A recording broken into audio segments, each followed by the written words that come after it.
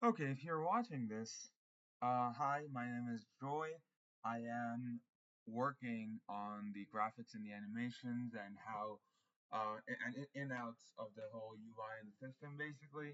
So if you're looking at this, you've probably clicked on this hyperlink over here, which I'll create when you see the presentation in full. So that's what's gonna happen. But let's just get into it, right? So we're great game graphics and animations. I'm Joy, and we have created the first sprite. This is what the sprite sheet looks like right now. The sprite sheet is essentially all the moving parts that are present within the character design, character model right now. So we've got its heads, we've got its shoulders, we've got its thighs, legs, foot, two arms, two biceps. We've got the whole body thing. It's a stick figure. So yeah, it's the whole thing. Each thing has its own layer. Each thing has been animated individually to give it a more appealing appearance. We'll look at it during our demonstration. We've done it all using a sprite, which is a really user-friendly character designing tool or pixel art tool actually. So there's that, and this is the state machine we have done so far. Since we only have one animation, we have a start, an idle state, and a punch state. Basically, when the game starts, the idle state triggers, and the idle state is gonna loop within itself forever without any inputs. And I just realized that there is a correction that I can make, is that I can tie in a zero over there as well within the idle state, so that as long as it's in idle, it keeps on looping there. But anyways, I haven't done that.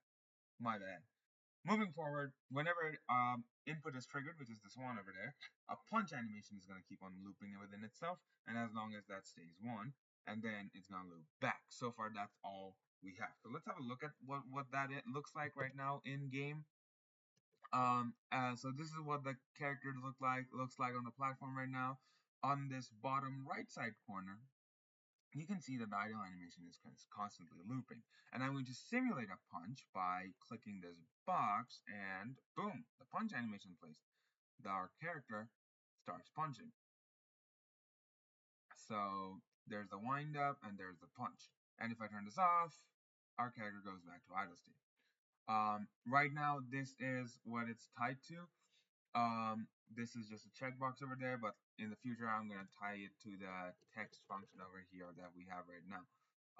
As you can see, this is the whole sprite sheet, and this is everything animated individually under the player object. So we have to create its own, everything has its own object, and everything has its own animation set over here with its own uh, positional and rotational information stored. I have to go and click through everything and add everything one by one. Okay, for future goals, future achievements, and future steps that I want to implement within next Monday, next Tuesday, is we're going to add more animation. We're going to add a kick, a jump, a special one, and I'm going to make them real quick, real simple. The first one took a bit long because there was a bit of a learning curve over there. I really didn't know anything about Unity, so I really had to dig through it. Also, because I was really busy with hackathon this week, and if you'd be happy to know, our team won an award. I won an AirTag, and I don't have any Apple products, so that's fun.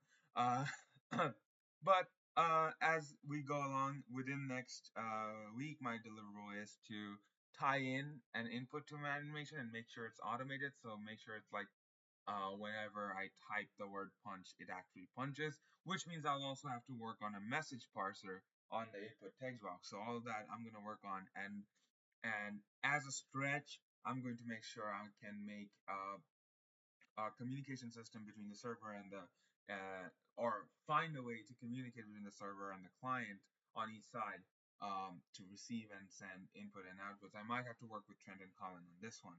So that's basically my week 2 updates. Um, week 2 updates. Thank you for listening, and you have a great day.